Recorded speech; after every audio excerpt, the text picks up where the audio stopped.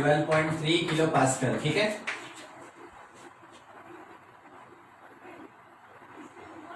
कौन सा नंबर था? 17। चलिए ठीक है। Vapour pressure of water is 12.3 kilo pascal at 300 kelvin. आगे का question, calculate vapour pressure of 1 molar solution. Molality जो है, molality that is 1 molality of non volatile solute in it. ठीक है, वेपर प्रेशर ऑफ सॉल्यूशन चाहिए। और ध्यान रखिएगा, मोलालिटी तो दिया है और यहाँ पे सॉल्यूट कैसा है, तो सॉल्यूट एक्चुअल में नॉन वोलेटाइल। ये जो एक टर्म लिखा है ना, ये भी काम करेगा। तो देखिए सॉल्यूशन कैसा बन रहा है, सॉल्यूट और प्लस सॉल्वेंट। तो इसमें आप आइडेंटिफाई करें तो आपको पता चलेगा, एक मेरा नॉन वोलेटाइल है, एक मेरा वोलेटाइल। तो non volatile solute in volatile solution, ये देता है relative lowering in vapour pressure, अगर आपको याद हो तो। ठीक है, relative lowering in vapour pressure. तो ये जो कॉन्सेप्ट है ना कि सॉल्यूट कैसा नॉन वोलेटाइल और सॉल्वेंट कैसा वोलेटाइल, आपको याद होगा राउट्स लॉ का 2 पॉइंट पढ़ा है आपको। राउट्स लॉ 2 डिफरेंट सॉल्यूशंस पे काम करता है। एक क्या होता है, एक होता है वोलेटाइल सॉल्वेंट, वोलेटाइल सॉल्यूट यानी 2 लिक्विड, और एक क्या होता है नॉन वोलेटाइल सॉल्यूट और वोलेटाइल सॉल्वेंट। ये 2 कॉन्सेप्ट। तो जैसे ये कॉन्सेप्ट आया ना कि नॉन वोलेटाइल सॉल्यूट और वोलेटाइल सॉल्वेंट होगा, इसका मतलब हमको समझ में आया use relative lowering in vapour pressure.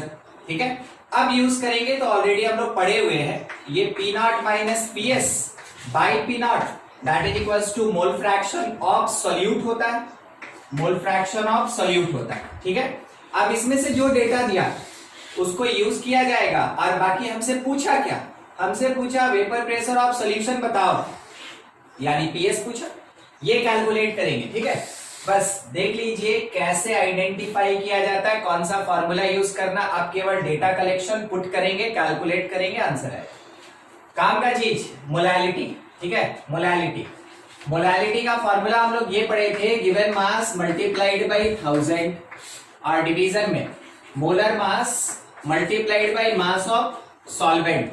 आपको शायद हम पिछले क्लास में ये बताए थे, हमको जहां तक लग रहा है शायद हम आपको ये बताए थे कि जो मास बाई मास होता है ये मोलालिटी और मोल फ्रैक्शन दोनों में यूज होता है। देखिए कैसे कन्वर्ट करेंगे, एक बार फिर से देख लीजिए। अगर मोल फ्रैक्शन सॉल्यूट का चाहिए, ध्यान से, मोल फ्रैक्शन सॉल्यूट का, तो हम लोग क्या लिखेंगे, number of moles of solute divided by number of moles of solute, और इसके साथ number of moles of water, क्योंकि ऑलरेडी मेरे क्वेश्चन में दिया वाटर जो है वो यहाँ सॉल्वेंट है। अब इसके बेसिस पे थोड़ा काम करना स्टार्ट करें तो ध्यान से देखिएगा, मोलालिटी 1 दिया, इसका मीनिंग क्या हुआ रवि? मोलालिटी 1 मतलब कोई भी नहीं पता? अच्छा ठीक है, देखिए number of moles of solute that is equals to 1, 1 mole, और इसका मतलब ये हुआ कि mass of solvent, mass of solvent is 1 kg। इन सब छोटे छोटे चीज का जब तक मीनिंग नहीं पता होगा ना, तब तक आप क्वेश्चन में यूज नहीं कर पाइएगा। अलग से मोलालिटी आपको पढ़ाया गया, मोलालिटी का यूनिट क्या होता है, इट इज मोल पर केजी। ठीक है, मोल पर केजी मोलालिटी का यूनिट। अगर मोलालिटी 1 दिया, इसका मतलब 1 मोल इन 1 kg, 1 mole in 1 kg of solvent, इसका मीनिंग यही हुआ। अब यहां से जो डेटा है ना, देखिए वो काम देगा कि मेरे पास सॉल्वेंट कितना 1 kg, मतलब मेरे पास वाटर का मास कितना 1 kg, बस वही काम करेंगे। देखिए यहाँ पे दिया है मेरे पास कि n बाई, ठीक है, molar number of moles of solute, तो mass of solute by molar mass of solute, division में यहां से। ठीक है, अच्छा हम इतना क्यों कर रहे हैं, हमको थोड़ा एक जगह पे शॉर्ट कर लेना चाहिए, मतलब ये लाइन हमको जरूरत ही नहीं।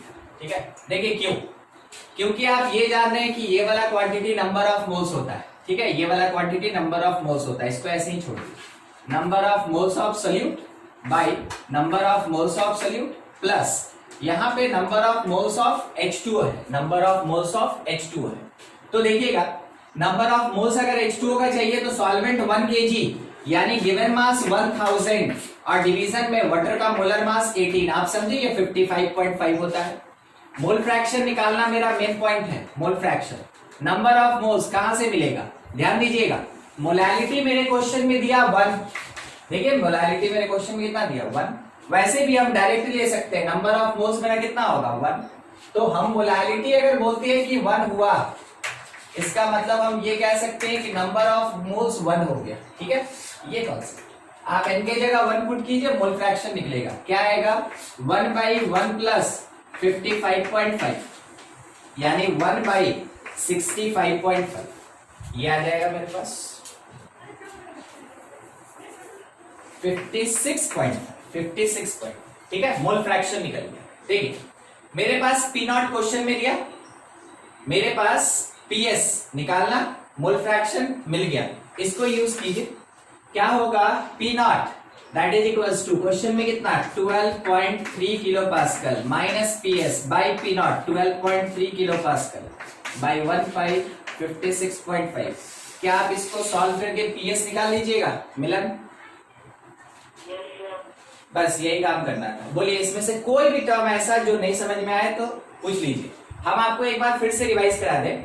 मोलैलिटी यानी कंसंट्रेशन टर्म दिया ना, तो वो इसलिए दिया ताकि आप दूसरा कंसंट्रेशन टर्म मोल फ्रैक्शन निकाल लें, ठीक है। उसके बाद कभी भी एक प्योर से सब्सटेंस का वेपर प्रेशर बोलेगा वो हमेशा पी नॉट होगा। एक सब्सटेंस का जब भी वेपर प्रेशर बोलेगा वो हमेशा पी नॉट होगा। और क्वेश्चन पढ़ के आपको इतना तो पता चल गया कि वेपर प्रेशर ऑफ सॉल्यूशन क्या होगा वो निकालना था। तो पी नॉट, पीएस और कंसंट्रेशन यानी कि हमको यूज करना था relative lowering in vapour pressure. Note कीजिए इसको। और क्वेश्चन है इसमें, अच्छा ठीक है 19 बता लेते हैं, ठीक है, फिर उसके बाद 18 कर लेंगे। ये एनसीईआरटी बुक नहीं सुनो, ये एनसीईआरटी बुक है ना मिलन? अच्छा ठीक है, सबको ध्यान रखेंगे एनसीईआरटी बुक का क्वेश्चन है 19, ठीक है, ठीक एनसीईआरटी बुक का। इससे पहले वाला भी एनसीईआरटी का ही था। Solution containing 30 gram non volatile solute exactly in 90 gram of water. तो मास ऑफ सोल्यूट हम लोग को क्वेश्चन में प्रोवाइड किया गया दैट इज 30 ग्राम। फिर मास ऑफ सॉल्वेंट यानी वाटर हम लोग को प्रोवाइड किया गया 90 gram. Has a vapour pressure of, तो इसका वेपर प्रेशर, तो ये वेपर प्रेशर ऑफ सॉल्यूशन होगा इस 2.8 किलो पास्कल, ठीक है, एट 298 केल्विन। टेम्परेचर कांस्टेंट है अपना 298 केल्विन। आगे further 18 gram of water is then added to the solution, ठीक है। एडिशनल वाटर का अमाउंट और जोड़ा गया 18 ग्राम। इसी सॉल्यूशन में और पानी मिलाया गया तो क्या होगा, डाइल्यूशन होगा, ठीक है। आगे न्यू वेपर प्रेशर बिकम्स, यानी अब सॉल्यूशन का प्रेशर है। तो एक काम करते हैं ना, इसको प्रेशर ऑफ सॉल्यूशन 2 कहते हैं और ये सॉल्यूशन 1, पहले स्टेज में सेकंड स्टेज, ठीक है। ये अपने क्वेश्चन में दिया 2.9 किलो पास्कल, इतना अपने क्वेश्चन में दिया। कैलकुलेट करने बोला मोलर मास ऑफ सोल्यूट और वेपर प्रेशर ऑफ वाटर। देखिए क्या क्या पूछा, मोलर मास पूछा गया सबसे पहले सोल्यूट का, और दूसरा पूछा गया वेपर प्रेशर ऑफ वाटर यानी पी नॉट ऑफ H2O क्या, ठीक है। ये चीज है अपने पास क्वेश्चन में, देखते चलिए क्या कर सकते हैं, कैसे कर सकते हैं। सबसे पहले मास है, ठीक है, इसका भी मास, दोनों का मास दिया हुआ है और यहाँ प्रेशर ऑफ सॉल्यूशन दिया है। तो यहाँ से आप अज्यूम कर लें, दोनों चीज अज्यूम कर, ठीक है, हाँ ठीक है। मोलर मास को m मान देते हैं, ठीक है, और पी नॉट को है ना पी नॉट ही लिख देंगे, ठीक है। यही काम करेंगे, यही चीज अज्यूम करके चल रहे हैं दोनों। पहले वाले के बेसिस पे relative lowering in vapour pressure किसको यूज कर रहे हैं, relative lowering in vapour pressure को यूज कर रहे हैं। फॉर्मूला क्या होता है, P not minus P S by P not that is equals to the mole fraction of solute. अब देखिए क्या होगा, फर्स्ट डेटा के बेसिस पे एक इक्वेशन बनेगा जिसमें पी नॉट और एक्स अननोन होगा, सेकेंड डेटा के बेसिस पे दूसरा इक्वेशन बनेगा जिसमें पी नॉट और एक्स अननोन होगा, वहां से सॉल्व करके निकालना है। तो यूज करते हैं सबसे पहले फर्स्ट डेटा के बेसिस पे, देखते चलिए। पी नॉट चाहिए था, पी नॉट छोड़ दिए, माइनस पी एस मेरे पास दिया 2.8, नीचे P not that is equals to mole fraction. तो मोल फ्रैक्शन डायरेक्ट नहीं दिया, मास दिया, मास दिया। तो आप क्या कर सकते हैं वो चीज देखिए, मास दिया ना, तो मास का मतलब देखिए फॉर्मूला तो लगेगा यही वाला। अब इसको हम ऐसे बदल दें, mass by molar mass, mass by molar mass of solute और plus given mass by molar mass of solvent. ठीक है, तो सॉल्वेंट मेरे पास कौन था, वाटर 18। अब इसमें क्या क्या नोन है थोड़ा पुट करते चले। तो P not minus 2.8 by P not is equals to given mass of solute 30 और solvent 90, 30 by M by 30 by M और प्लस ये 90 बाई 18 यानी 5 हो जाएगा। आप इसको सॉल्व करें, इक्वेशन बनाएं, ठीक है, तो स्ट्रेट फॉरवर्ड आपको दिखना स्टार्ट हो जाएगा। अभी तो पुट किया गया ना केवल 90 बाई 18, हाँ 90 बाई 18 ये 5 हो जाएगा। ठीक है, अच्छा इधर साइड में देखिए अब क्या करना है, एलसीएम ले लीजिए, ठीक ना, एलसीएम ले लीजिए, इधर को कुछ मत कीजिए, लेफ्ट में कोई चेंज नहीं। P not minus 2.8 by P not equals to right side में एलसीएम ले लीजिए, तो कितना आएगा 30 एम बाई यस एम और 30 प्लस 5 एम, ठीक है, 30 प्लस 5 एम ये करेंगे। देखिए अभी हम आपको बोले ना पी नॉट और एम, मेरे पास दो अननोन, आप क्या कीजिए इसमें डिवाइड कर लीजिए। तो डिवाइड कीजिएगा तो सोचिए P not by P not 1 minus 2.8 by P not is equals to यहां से 30 बाई 30 प्लस 5 एम। ठीक, कौन कौन अननोन, पी नॉट और 5 एम। नहीं सुने फिर से,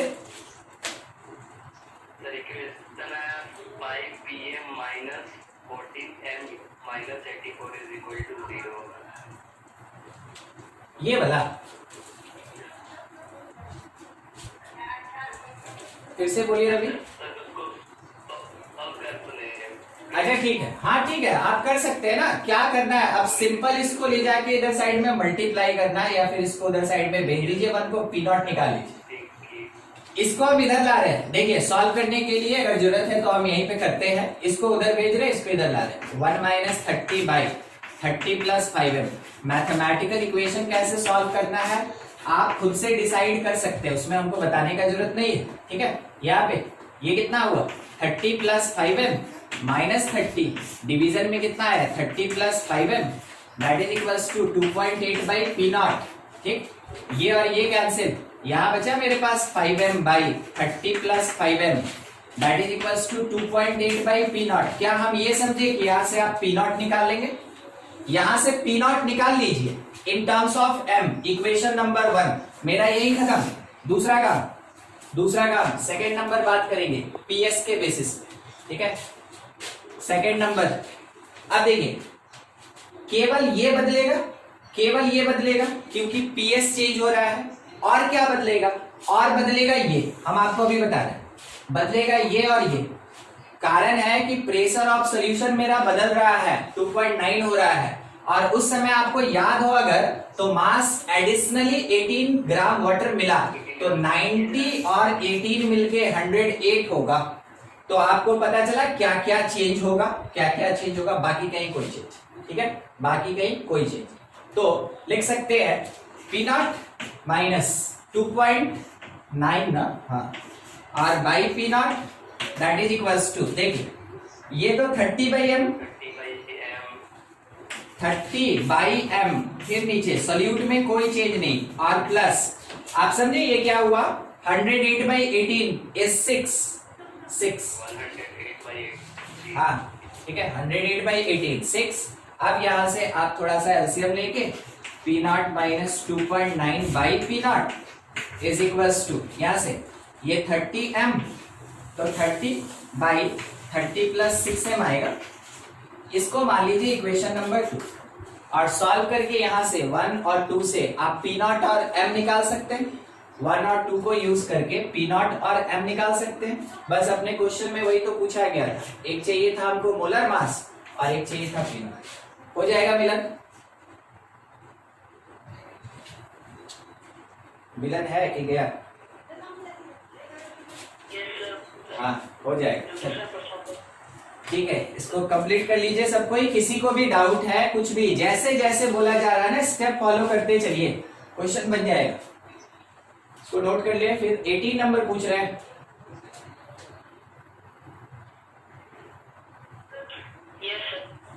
calculate the mass of non volatile solute. Molar mass दिया which should be dissolved in 114 gram octane to reduce its vapor pressure to 80%। जो नोट कर रहे हैं नोट कर लीजिए, ठीक है। और थोड़ा सा एक छोटा सा डिस्कशन क्वेश्चन नंबर 18 से रिलेटेड। बोला क्या ना, reduce its vapour pressure to 80%, reduce its vapour pressure to 80%। अब हमको सोच के बताइएगा, ये P not minus P S by P not that is equals to 0.8 होगा कि नहीं होगा? सोचिए। सर उधर 1/1 प्लस 1000/18 होगा ना? किधर? सर राइट साइड में इधर 0.8 लिखे हैं। और नहीं नहीं, ये मोल फ्रैक्शन हम नहीं लिखे, ये हम इसका वैल्यू लिखे। मतलब क्या हुआ ना कि आप इनिशियल प्रेशर में से ऊपर में आया प्रेशर का चेंज और डिवीजन में टोटल, ठीक है टोटल, और इसी को अगर मल्टीप्लाइड बाई 100 कर दें तो परसेंटेज दिख जाएगा हमको, तो हम परसेंटेज हटा के बात, ठीक है।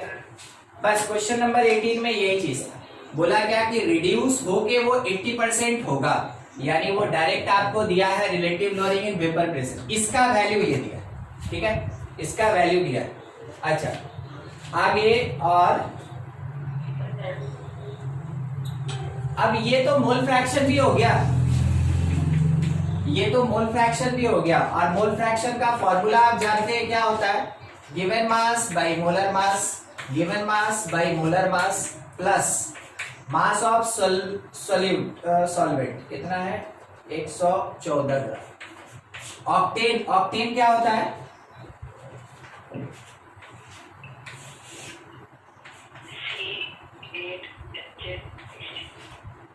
ठीक है नहीं, अच्छा अरे octane alkane, alkane CnH2n+2, CnH2n+2, ठीक है। अब इसका मोलर मास निकाल के आप पुट कर दीजिएगा, देखिए 140 नहीं आ रहा है, ठीक 140 नहीं आ रहा है। ये मास आपके क्वेश्चन में दिया है, आपको ये निकालना है, बना लीजिएगा। क्वेश्चन नंबर 18 था, समझे कि नहीं?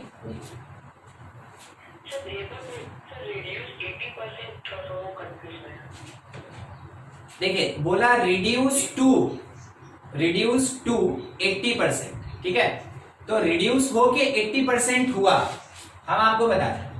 मान लीजिए जैसे पहले 100 था, ठीक है, उसमें से कुछ घटा, उसको जब टोटल में से डिवाइड किए तो ये फ्रैक्शन देता है, ये फ्रैक्शन देता है। मान लीजिए ये आया मेरे पास 0.2। अब क्या है, ये पढ़ देखिएगा, ये चेंज है, change in pressure by total, change in pressure by total multiplied by 100, तब ना जाके हमको परसेंटेज मिलता है। फॉर्मूला यही होगा ना, अगर हमको परसेंटेज चेंज निकालना है तो हम कैसे निकालेंगे, चेंज बाई टोटल, ये सॉरी पी नॉट था, change by total multiplied by 100, वो ना होगा मेरा परसेंटेज चेंज। तो हम उससे डायरेक्ट यूज कर सकते हैं मोल फ्रैक्शन के लिए, ठीक है, डायरेक्ट यूज कर सकते हैं। स्टेटमेंट है, थोड़ा सा उसको वैसे समझना होगा। बना के देखिए तो क्या आ रहा है, सब कोई थोड़ा इसको सॉल्व कर लीजिए तो एक बार, ज्यादा टाइम नहीं लगेगा, 1-2 मिनट का बात है। खत्म करके दिखाइए तो क्या आ रहा है। यस सर 8 अच्छा ठीक है, हम एक बार फिर से चेक कर लेते हैं, तब वैसा बात है तो देखिए परसेंटेज का बात है ना 18 नंबर क्वेश्चन के सपोर्ट में, ठीक है। परसेंटेज का बात है तो वैसे केस में मैक्सिमम आप कितना ले सकते हैं 100, अगर केवल सॉल्वेंट होगा तो कितना होगा 100। अच्छा दूसरा क्या, अगर बोला कि रिड्यूस टू 80% तो उसको मान लिए 80, अगर प्योर सॉल्वेंट था तो 100, क्योंकि that is the maximum part of percentage, तो परसेंटेज का 100 हम ले लिए। मगर जब उसमें सॉल्यूट मिला है तो वो डिक्रीज होके कितना हो गया 80, ठीक है 80, यही चीज। अब उसके बाद 80% रिड्यूस तो 25 नहीं, रिड्यूस्ड टू 80%, ठीक है, रिड्यूस हो के 80%, हाँ रिड्यूस हो के 80% है, बस वर्ड का केवल खेल है और कुछ नहीं, मीनिंग यही बनता है, ठीक है, उसका हिंदी मीनिंग समझने वाला वही बनता है। रिड्यूस हो के 80 हुआ तो हम PS 80 ले लिए। अच्छा इसके बेसिस पे अगर हम चाहे तो P0 minus PS by P0 that is equals to, मेरे पास आया कितना 100 माइनस 80 और डिवीजन में कितना है मेरे पास 100, और ये हो गया मोल फ्रैक्शन, ठीक है। तो मोल फ्रैक्शन आया कितना, मोल फ्रैक्शन आया, अच्छा वही चीज मिस्टेक हो रहा है ना, ठीक है, ये देखिए पता चल गया 20/100, ठीक है, ये आया, यानी मोल फ्रैक्शन 0.2 होगा, मोल फ्रैक्शन उतना नहीं होगा, हम लोग 0.8 ले लिए थे, बस वही चीज मिस्टेक हुआ होगा इसी कारण से 0.2। चलिए 0.2 में थोड़ा सॉल्व कर लें। 0.2 में मास और मोलर मास क्वेश्चन में दिया था ना, कितना दिया हुआ है 40, हाँ ठीक है, फिर मास बाई 40 और ये तो 1 आया था, ठीक है। तो यहाँ से 0.2 दैट इज इक्वल्स टू, ये घूम के ऊपर गया तो W बाई W प्लस 40, ठीक, मल्टीप्लाई कर लिए 0.2 W प्लस ये यहाँ से 8 आ गया that is equals to W, ठीक है, इसको उधर भेज दिए 8 इज इक्वल्स टू, इसमें से ये सब्ट्रैक्ट हुआ, 1 में से माइनस गया 0.8 W, हाँ तो 10 ही तो आ रहा, फिर भी 8 बाई 0.8 10 आएगा, दोनों तरीके से बन गया मिडल, मगर वो 10 ही आता है, ठीक है। चेक कर लीजिएगा वैसे आंसर, कोई बात नहीं, एक बार आप देख लीजिएगा उसमें, ठीक है। और किसी का कोई क्वेश्चन? अरे आप तो गजब झमेला करते हैं, जब टेरिए दिया था तो काले जुटे बनवा रहे थे हम, वो भी ठीक है 8, तो 8 आएगा नहीं, हाँ 8 आएगा नहीं, एक बार चेक कर लीजिएगा, ठीक है। ये वाला water, the volume of water to be added to 100 centimetre cube of, ये वाला ये कंसंट्रेशन का क्वेश्चन है, देखेंगे सब कुछ, ठीक है। देखिए क्वेश्चन क्या है, volume of water to be added, volume of water to be added कितना, 200 centimetre cube of, volume of solution दिया है, volume of solution is 100 centimetre cube, मतलब क्या होता है मिलीलीटर, और 0.5 नॉर्मैलिटी दिया है H2SO4 का is 0.5 to get deci normal solution, deci normal concentration, यानी कि नॉर्मैलिटी फाइनल जो दिया ना, फाइनल इज डेसी का मतलब क्या होता है 1/10, डेसी का मतलब 1/10, ये सेंस लेके चलेंगे, ठीक है, डेसी के लिए। अच्छा हम लोग को बस ये फाइनल मिल गया, यूज करेंगे, देखिए क्या हो रहा है, वाटर ऐड कर रहे हैं तो मिक्सचर बन रहा है या डाइल्यूशन हो रहा है, क्या हो रहा है,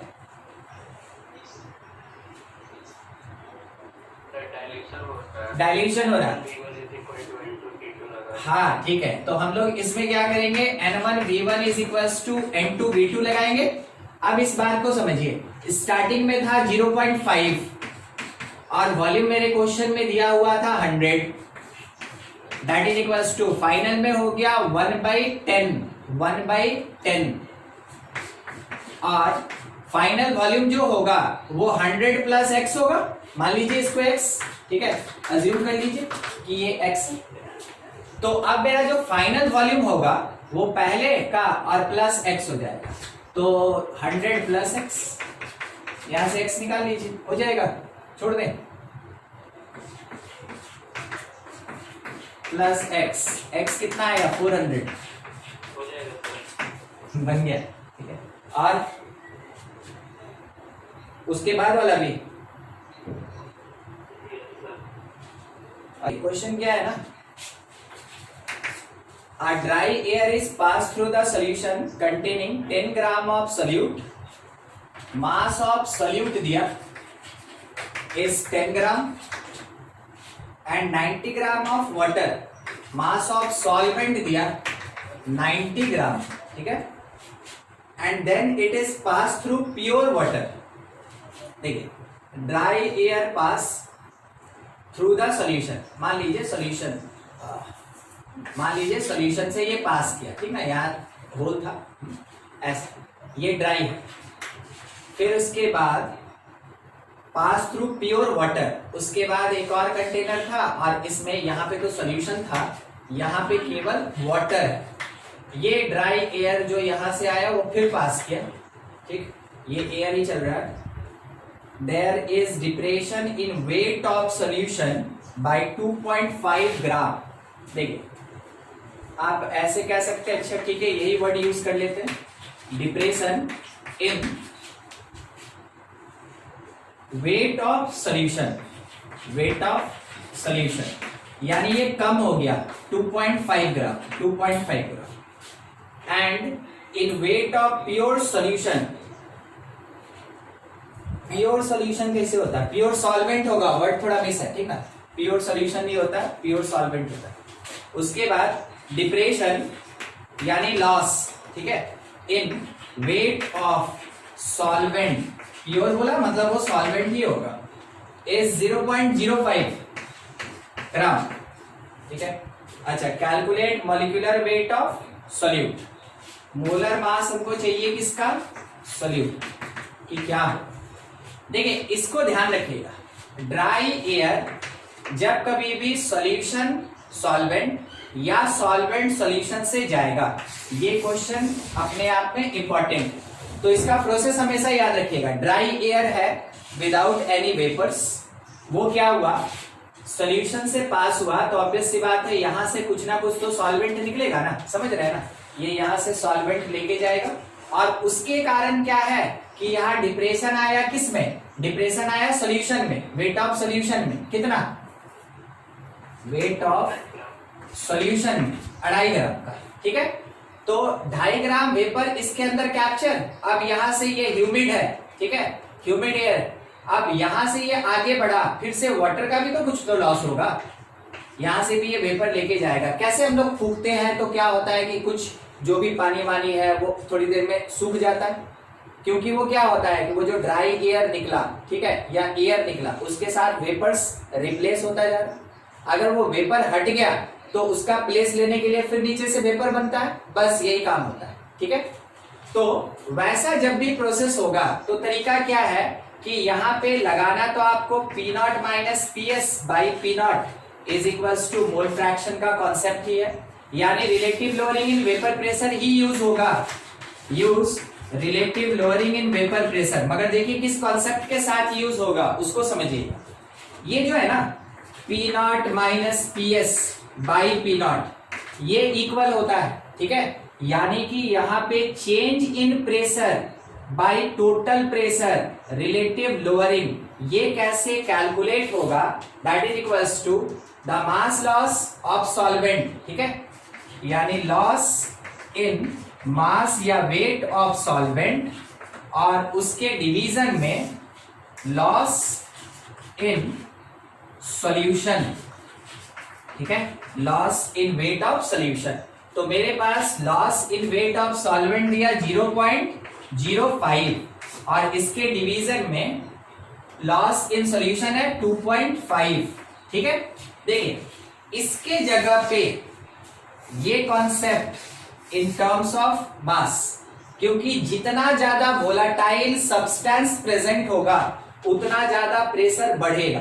ठीक है, बस वही वाला कॉन्सेप्ट यहाँ यूज हो रहा है। वो हमको कितना प्रोवाइड किया, 0.05/2.5, मतलब हम इसका वैल्यू ये लेंगे। और शायद हम लोग सबको ही जानते हैं कि ये मोल फ्रैक्शन के बराबर होता है।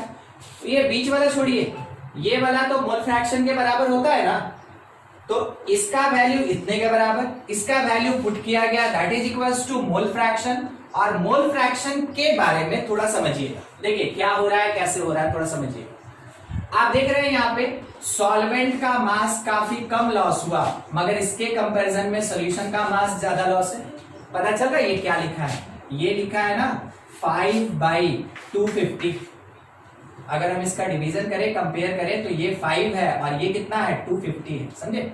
तो 250 में 5, 250 में 5 ज्यादा कंसंट्रेटेड या फिर कम कंसंट्रेटेड, क्या होगा? सर ज्यादा कंसंट्रेटेड है। हाँ, 250 में 5 कम है, डाइल्यूटेड हुआ, डाइल्यूटेड। रवि नहीं समझे, 250 यूनिट में 250 यूनिट में अगर 5 यूनिट का लॉस हो गया तो कहाँ ज्यादा लॉस हुआ? ठीक है, इसका मतलब क्या है कि ये डाइल्यूटेड है, ध्यान रखिएगा, डाइल्यूटेड है। तो आप ये कह सकते हैं कि जो मोल फ्रैक्शन आया यहीं से देखिए ना, mole fraction that is equals to 5/250, 5/250। आप इसको सॉल्व कर ले, ये 1/50 हो जाएगा, 50 में 1 यूनिट। ठीक है, तो आप कह सकते हैं कि सॉल्यूशन कैसा है, डाइल्यूटेड। Solution is diluted. अब ये जो एक वर्ड यूज किया ना डाइल्यूटेड, क्यों जोर डाल रहे हैं उसको समझिएगा, वो मेरे मोल फ्रैक्शन का कॉन्सेप्ट बदल देगा थोड़ा सा। जनरल तौर पे मोल फ्रैक्शन हम लोग जानते हैं कि it is equals to number of moles of solute by number of moles of solute और plus number of moles of solvent होता है। मगर जब डाइल्यूट सॉल्यूशन होगा, इन डाइल्यूट सॉल्यूशन, जब डाइल्यूट सॉल्यूशन होगा, ये वाला पार्ट केवल सॉल्वेंट का एग्जिस्ट करेगा, सोल्यूट का उसमें कोई पार्टिसिपेशन, कोई रोल। ठीक है, आप ये कह सकते हैं number of moles of solute plus number of moles of water that is approximately equals to the number of moles of solvent यानी वाटर। ठीक है, बस यही चीज था। ये जो वर्ड आया ना, इसके बेसिस पे डेटा देख के तो पता चल ही गया कि हाँ ये डाइल्यूटेड, तो उसके बेसिस पे आप कुछ ऐसा लिख सकते हैं। अब आइए मोल फ्रैक्शन पे, तो mole fraction that is equals to number of moles of solute, और इसके डिवीजन में क्या लगेगा मेरे पास, number of moles of solvent यानी वाटर। अब हम ये जानते हैं कि mass of solute by molar mass of solute, इसके डिवीजन में mass of solvent by molar mass of solvent. ठीक है, तो ये डेटा तो है ना मेरे पास 1/50, ये वाला। ठीक है, यहां से फिर नीचे आएंगे, 1/50 इज इक्वल्स टू, इसका मास दिया था क्वेश्चन में 10 ना, 10 और 90 कितना 10 बाय मोलर मास बाय यहाँ 90 और बाय वाटर का 18। सॉल्व करके मोलर मास निकालना है, तो molar mass is equals to, हम सॉल्व कर रहे हैं, देखिए ये तो कट गया 5। ठीक है, अब ये 5 नीचे रहेगा तो इससे ये कट गया 2 बार में। ठीक है, तो 2/m इज 1/50, तो m इज इक्वल्स टू 100। ये आएगा, कैलकुलेशन देख लीजिएगा, जहां तक उम्मीद है ठीक होना चाहिए। ठीक है, तो ये हो गया मेरे पास मोलर मास क्या होगा, ध्यान दीजिए। ठीक, नोट कीजिए, कहीं कुछ दिक्कत है पूछ लीजिए, इसको फॉर्मूला की तरह याद रखिएगा, ये वाला पार्ट।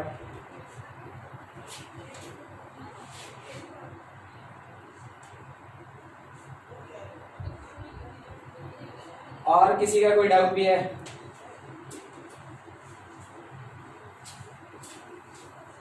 सर डायनेमिक इक्विलिब्रियम क्या होता है सर?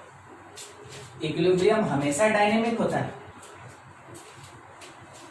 देखिए, डायनेमिक मतलब तो मोशन होता है ना सर? हाँ, तो मोशन में ना रहता है। अरे रुकिए, एक कंटेनर है, हम आपको सॉल्यूशन के बेसिस पे बताते हैं। ठीक है, एक कंटेनर है, इसमें मेरे पास यहाँ लिक्विड है और यहाँ वेपर है। तो जब इस तरफ से गया तो इसका मतलब वेपराइजेशन हो रहा है, और जब इस तरफ आएगा then it is the condensation.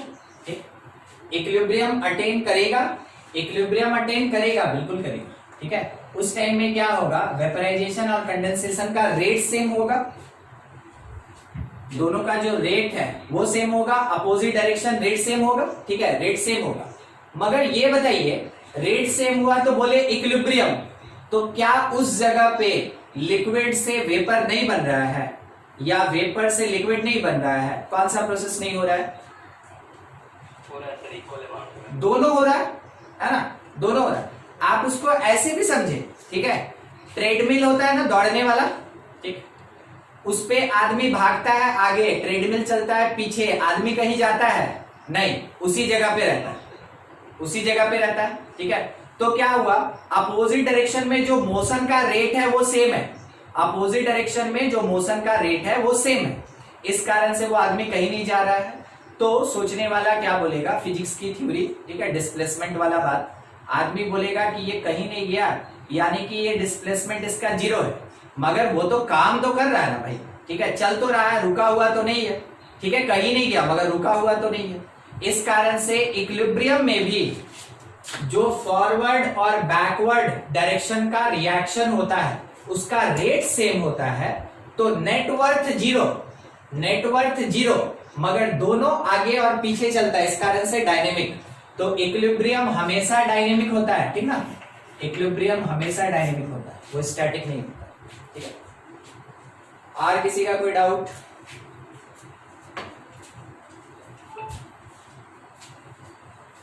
Third number, depression in freezing point, depression in freezing point.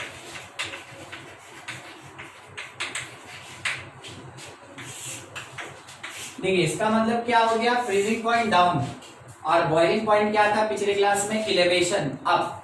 सबके लिए रिस्पॉन्सिबल केवल होता है वेपर प्रेशर, सबके लिए रिस्पॉन्सिबल वेपर प्रेशर। समझिए, सबसे पहला चीज फ्रीजिंग पॉइंट क्या है, फ्रीजिंग पॉइंट क्या है? It is the temperature, it is the temperature where आप ये कह सकते हैं liquid changes to solid, liquid changes to solid. Liquid क्या होता है, सॉलिड में कन्वर्ट होता है, चेंज होता है, ठीक है। यानी कि मेरे पास पहले लिक्विड था, अब हम कह रहे हैं कि यहाँ पे ना फ्रीजिंग प्रोसेस चल रहा है, फ्रीजिंग, ठीक है, और उस टाइम में वो किस में कन्वर्ट हो जाएगा, सॉलिड में कन्वर्ट हो जाएगा, ठीक है। तो वो जो टेम्परेचर होगा that is called the freezing point. अब थोड़ा इस बात को ऐसे समझिएगा, ग्राफ से दिखा रहा है, ठीक है, थोड़ा सा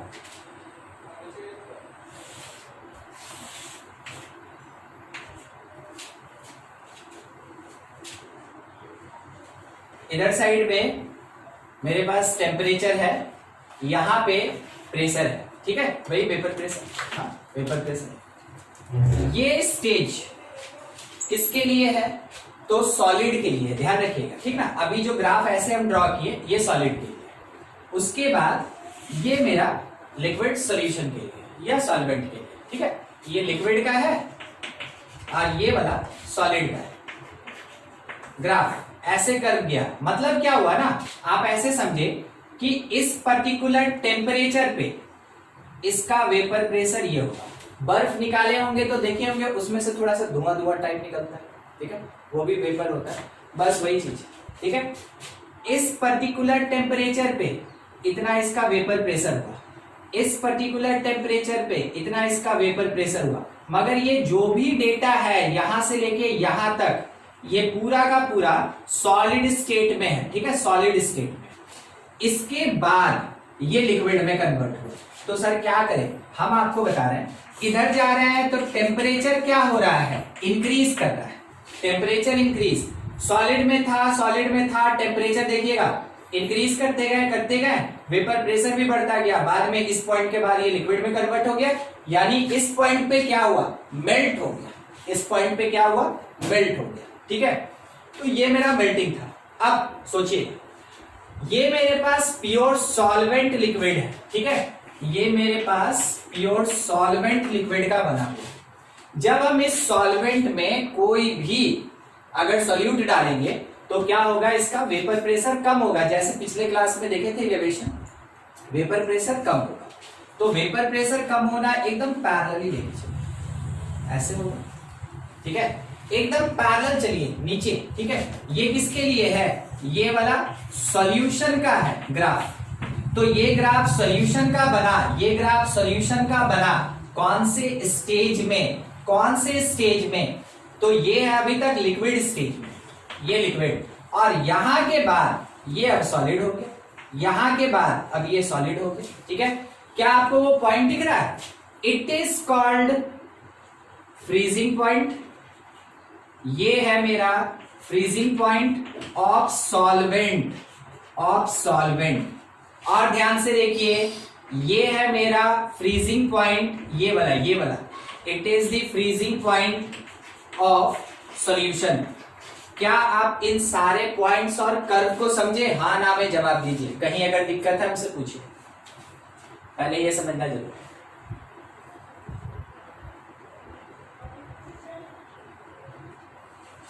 मतलब समझे तो हाँ, नहीं समझे तो ना, कुछ बोलना है, चलिए ठीक है, हम सोचे कुछ नहीं बोल रहे, दिख नहीं रहा सर, हाँ क्लियर हो गया।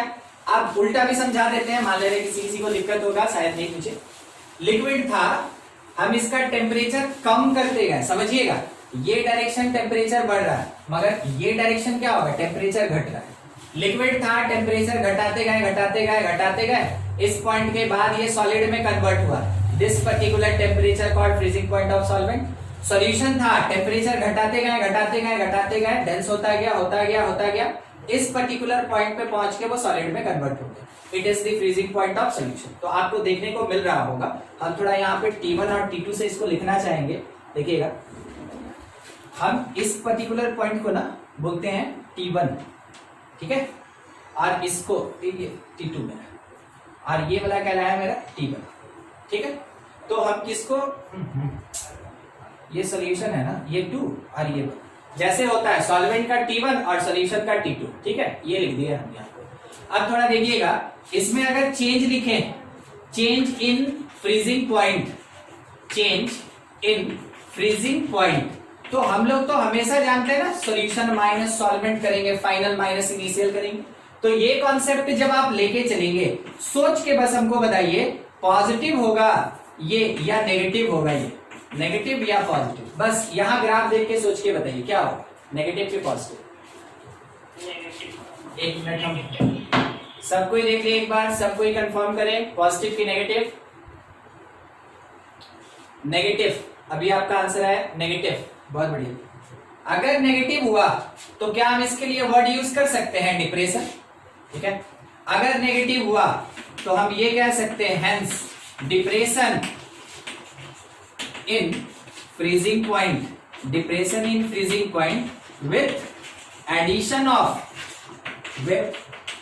Of non volatile solute, with addition of non volatile solute, sorry solute. कहने का मतलब क्या हुआ, मीनिंग ये हुआ कि अगर कोई सॉल्वेंट है, वो 0 डिग्री सेंटीग्रेड पे अगर फ्रीज होता है, आप उसमें नॉन वोलेटाइल सोल्यूट मिलाइए, ऑब्वियस सी बात है कि उसका फ्रीजिंग पॉइंट 0 से घट जाएगा। कितना घटेगा वो डिपेंड करता है उसके अमाउंट और नेचर पे, मगर जरूर 0 से घट जाएगा, ठीक है। और वो क्यों घटता है, क्योंकि वेपर प्रेशर में डिक्रीज होता है, ठीक है। ये क्यों घटता है, क्योंकि वेपर प्रेशर में डिक्रीज होता है, ठीक है। सब के लिए बस एक ही चीज रिस्पॉन्सिबल है सॉल्यूशन में, vapour pressure. Relative lowering in vapour pressure, elevation in boiling point, उसका भी basic part vapour pressure, depression in freezing point, इसका भी बेसिक पार्ट वेपर प्रेशर, ठीक है, वेपर प्रेशर। तो आप इस बात को याद रखेंगे कि अगर नॉन वोलेटाइल सॉल्यूट को किसी भी सॉल्वेंट में डाला जाए तो हमेशा वो फ्रीजिंग पॉइंट को डिप्रेस करता है, कम कर देता है, ठीक है। अब इसमें ग्राफ तो क्लियर हो गया, अब इसमें एक चीज देखिएगा, क्यों होता है ऐसा समझिए। मान लीजिए solution of water and ethanol, water and ethanol, ethanol सही चीज नहीं है, ग्लाइकॉल, ग्लाइकॉल, इसको इथाइलिन ग्लाइकॉल भी कहते हैं, हम अभी लिख के दिखा देंगे आपको। अभी मेरे पास ग्लाइकॉल है, ठीक है, और वाटर है। देखिए ग्लाइकॉल कैसा होता है, आप ये पढ़े हैं सम बेसिक कॉन्सेप्ट में, CH2OH, CH2OH is the glycol. और क्योंकि 2 कार्बन यूज हुआ ना, और ये बना कहां से वो भी आपको समझा रहे हैं, C डबल बॉन्ड C से, इसलिए इसको बोलते हैं इथाइलिन ग्लाइकॉल, ठीक है, इथाइलिन ग्लाइकॉल। अगर इसको हम वाटर के अंदर डालें तो सोच के बताइए, नया बॉन्ड बनेगा या पुराना बॉन्ड टूटेगा? मतलब हम सिंपल आपसे पूछना चाहते हैं, पॉजिटिव डेविएशन होगा कि नेगेटिव डेविएशन? थोड़ा सा सोचिए, इसके साथ वाटर को मिला दिए, अब क्या, पॉजिटिव डेविएशन कि नेगेटिव डेविएशन?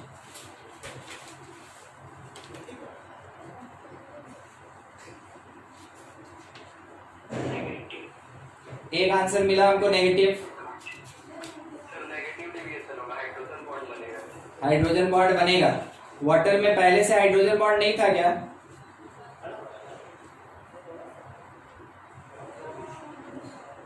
मतलब पूछ रहे हैं, ऐसा नहीं है कि हम आपकी बात को काट रहे हैं, बस पूछ रहे हैं।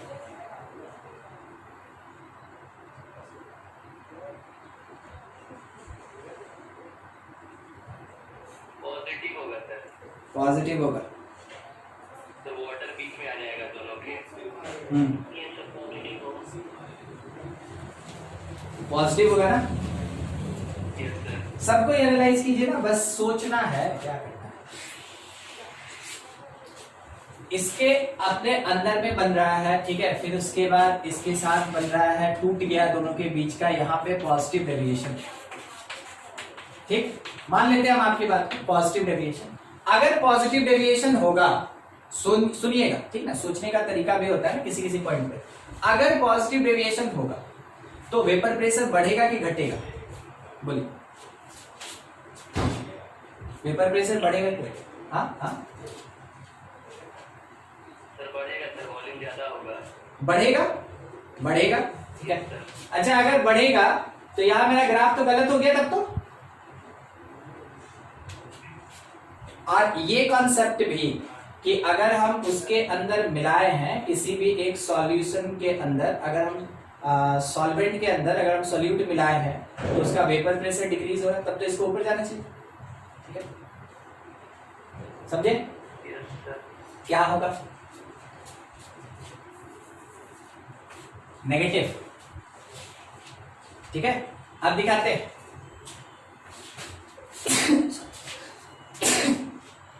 ग्लाइकॉल आपस में इंटरमोलिकुलर हाइड्रोजन बॉन्ड बना लेगा, बना सकता है, ठीक है, ये काम ये कर सकता है। दूसरा, मान लीजिए ग्लाइकॉल जैसे है तो सी यहाँ एक OH है, यहाँ एक OH है, इस जगह पे एक H2O है, ठीक है।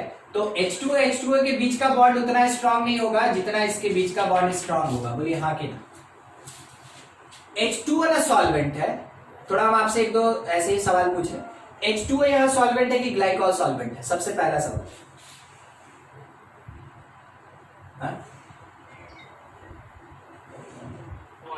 वाटर। तो वाटर के बीच में, वाटर के बीच में हाइड्रोजन बॉन्ड बना, मानते हैं, ठीक है। अच्छा, अब क्या हुआ कि उसके बीच में एक ऐसा सॉल्यूट आया, इसके बीच में एक ऐसा सॉल्यूट आया जो इसके कंपैरिजन में थोड़ा स्ट्रॉन्ग हाइड्रोजन बॉन्ड बना रहा है। कंफर्म है ना कि स्ट्रॉन्ग बना रहा है, ठीक है, स्ट्रॉन्ग बना रहा है। अगर स्ट्रॉन्ग हाइड्रोजन बॉन्ड होगा तो वैसे केस में नेगेटिव डेविएशन शो करेगा। नेगेटिव डेविएशन शो करेगा तो वो क्या करेगा? अपना वेपर्स थोड़ा कम करे, वेपर्स थोड़ा सा कम कर देगा, ठीक है। अगर वेपर्स कम हो गया, वैसे केस में आप इस ग्राफ को नीचे दिखा सकते हैं, यानी डिप्रेशन इन फ्रीजिंग पॉइंट आएगा, ठीक है। जब कभी भी नॉन वोलेटाइल सॉल्यूट को जोड़िएगा, हमेशा क्या होता है, उसका वेपर प्रेशर तो डिक्रीज ही करता है, that is the depression in vapour pressure, ठीक है, डिप्रेशन इन वेपर प्रेशर। और उसके कारण फ्रीजिंग पॉइंट भी क्या हो रहा है? कम हो रहा है, ठीक है, फ्रीजिंग पॉइंट मेरा कम हो रहा है। नोट कीजिए थोड़ा। और कुछ क्रॉस क्वेश्चन है तो थोड़ा हमसे पूछ लें।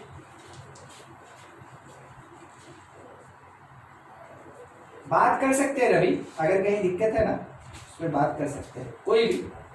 इसका इसके साथ, ठीक है, यहां पे केवल कॉन्सेप्ट बताया गया कि एक नेगेटिव डेविएशन होगा, और नेगेटिव डेविएशन होगा, ये राउल्ट्स लॉ का बात है। यहां पे आप कोई भी सॉल्वेंट के अंदर कोई भी सॉल्यूट डालें, ठीक है, कोई भी वैसा सॉल्यूट डालें जो कि इसके वेपर प्रेशर को कम कर देता है या बढ़ा देता है, ठीक है। दोनों केस में क्या होगा, फ्रीजिंग पॉइंट पे इफेक्ट पड़ेगा, दोनों केस में फ्रीजिंग पॉइंट पे इफेक्ट पड़ेगा, ठीक है।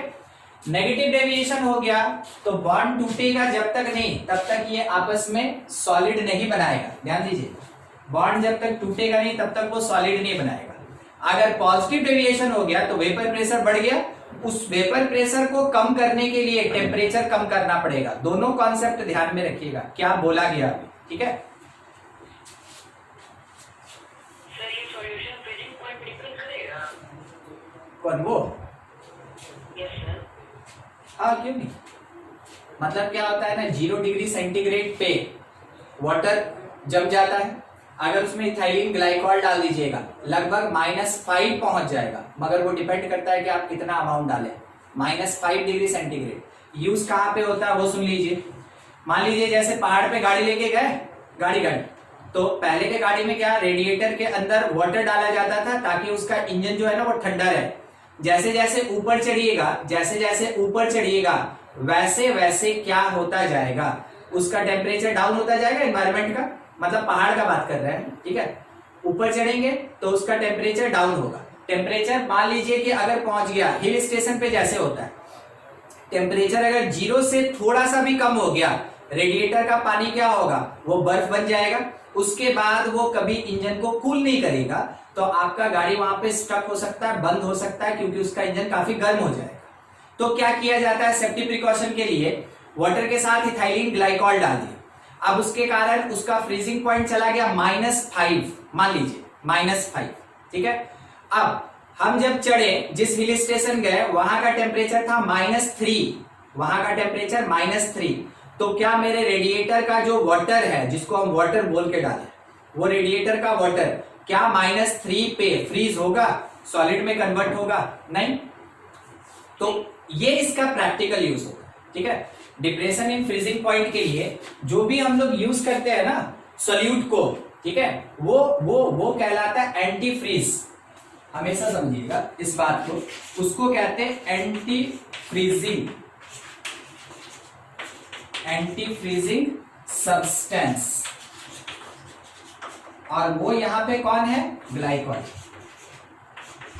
वो यहां पे कौन है, ग्लाइकॉल। तो ग्लाइकॉल कहलाया एंटी फ्रीजिंग सब्सटेंस, ठीक है, जो क्या करता है, इसके फ्रीजिंग पॉइंट को डिप्रेस कर देता है। ये कॉन्सेप्ट। और देखिए, और कुछ पूछना है?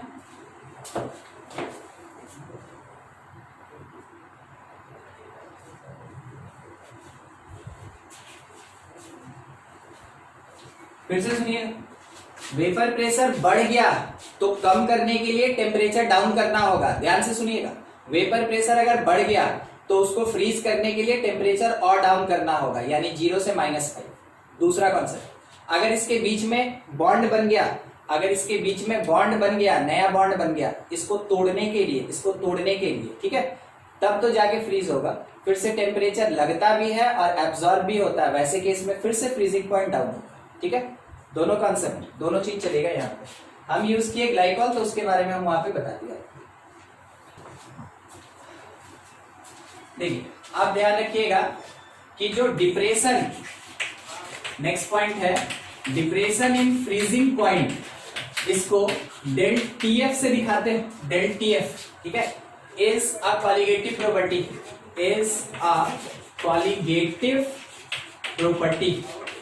इसको कॉलिगेटिव प्रॉपर्टी बोलते हैं, ठीक है। फ्रीजिंग पॉइंट को कॉलिगेटिव प्रॉपर्टी नहीं बोलते हैं, मगर डिप्रेशन इन फ्रीजिंग पॉइंट को कॉलिगेटिव प्रॉपर्टी बोलते हैं। एक्सपेरिमेंटली ये देखा गया कि जो डिप्रेशन इन फ्रीजिंग पॉइंट होगा, it is proportional to the molality of solution, ठीक है। यानी कि जो डेल टीएफ होगा that is equals to proportionality constant के साथ, केएफ कहते हैं, इनटू मोलालिटी। ये फॉर्मूला आया मेरे पास। अब इसमें डेल टीएफ को अगर आप चाहें तो आप लिख सकते हैं T2 - T1, और ये पार्ट मेरे पास डेल टी एफ हुआ, ये पार्ट मेरे पास के एफ इंटू एम हुआ। देखिए अब इसमें हम आपको थोड़ा समझा रहे कौन क्या है, ध्यान रखिए। कोई बताएगा T2 का मतलब क्या हुआ? फ्रीजिंग पॉइंट ऑफ सॉल्यूशन की सॉल्वेंट। T2 सॉल्यूशन सॉल्वेंट हम आपको बताएं, हम यहां मान के क्या चल रहे हैं, ध्यान से देखिएगा। फ्रीजिंग पॉइंट ऑफ सॉल्वेंट जो ज्यादा होगा मतलब ज्यादा होगा, ठीक है, लगभग 10 होगा, 4 होगा ऐसे। और T1 जो है it is the freezing point of solution. अब ऐसा क्यों ले लिए? ऐसा इसलिए लिए ना क्योंकि मेरा ये डेटा कभी नेगेटिव नहीं होगा, मोलालिटी नेगेटिव होगा कभी तब, तो ये डेटा मेरे पास पॉजिटिव है, ये डेटा मेरे पास पॉजिटिव है, इस कारण से इसको हमको पॉजिटिव रखना है, ठीक है। अगर आपको कभी कंफ्यूजन हो मैथमेटिक्स का मॉड यूज कर लीजिए, वो डेटा मेरा पॉजिटिव रहेगा। ज्यादा टेम्परेचर ज्यादा फ्रीजिंग पॉइंट हमेशा सॉल्वेंट का होगा और कम फ्रीजिंग पॉइंट हमेशा सॉल्यूशन का होगा, तभी जाके डिप्रेशन इन फ्रीजिंग पॉइंट आएगा। क्योंकि ये इनिशियल स्टेज है, ये फाइनल स्टेज है, आप सॉल्वेंट को सॉल्यूशन बना रहे हैं तो फ्रीजिंग पॉइंट कम होगा, ठीक है, इसका ज्यादा होगा, इसका कम होगा। तो वैसे केस में ये क्वांटिटी हमको पॉजिटिव चाहिए, यानी डेल टी एफ पॉजिटिव लेके काम करेंगे हमेशा। उसके हिसाब से हर बार हर क्वेश्चन में ध्यान रखिएगा कि इसमें आप किसको सॉल्यूशन मान रहे हैं और किसको सॉल्वेंट मान रहे हैं, नहीं तो गलती हो जाएगा। नेगेटिव मत लेके आइएगा, ठीक है। अगर किसी कारण से आपके सॉल्वेंट का फ्रीजिंग पॉइंट सॉल्यूशन से कम आ गया, इसका मतलब गलती है, उल्टा कर दीजिए, बस सही हो जाए, ठीक है। और ज्यादा कुछ ये था। अच्छा, के एफ एक proportionality constant called molal depression constant, ये इसका नाम होता है, ठीक है। और इसको एक और नाम दिया गया है, इज कॉल्ड क्रायोस्कोपिक कांस्टेंट, ठीक है। वो जो डेल टीबी था ना तो केबी यूज होता था तो उसको इबिलियोस्कोपिक कहते थे, मगर जो केएफ होता है इसको क्रायोस्कोपिक कहते हैं, ठीक है, क्रायोस्कोपिक कांस्टेंट, ये इसका नाम। अच्छा, एम तो मोलालिटी है, इसमें कोई ज्यादा नहीं, ये मोलालिटी। सबको यूज करके कोई बताएगा हमको यूनिट। अच्छा, डेल टीएफ का यूनिट क्या होगा? केल्विन, डिग्री सेंटीग्रेड, कोई फर्क नहीं क्योंकि ये चेंज है, मगर हम लोग ज्यादा प्रेफर किसको करते हैं? केल्विन को करते हैं, ठीक है। तो अगर हम पूछे यूनिट ऑफ केएफ, क्या लिखा जाएगा? एकदम सही, आप ऐसे बोले केल्विन पर मोलल, ठीक है, और आप बोले केल्विन केजी पर मोल, ठीक है, ये भी आएगा। ये हुआ यूनिट ऑफ केएफ। और डेल टीएफ का यूनिट आप कुछ भी यूज कर सकते हैं। यूनिट ऑफ डेल टीएफ में भी आप डिग्री सेंटीग्रेड यूज करें या फिर आप केल्विन यूज करें, दोनों में से कोई भी यूज कीजिए, कोई फर्क नहीं पड़ता है, ठीक है। तो इतना चीज आप नोट कर ले। अगले क्लास में हम लोग इससे थोड़ा सा आगे बढ़ेंगे और उस समय हम आपको न्यूमेरिकल देंगे। देखिए मेरे पास अभी बताने के लिए इस पे ना 2-3 पॉइंट और है। आपको याद होगा हम केबी के लिए एक अलग फॉर्मूला बताए थे, ठीक है, वो RT²/1000 Kelvin, बस वैसा ही केएफ के लिए भी होता है।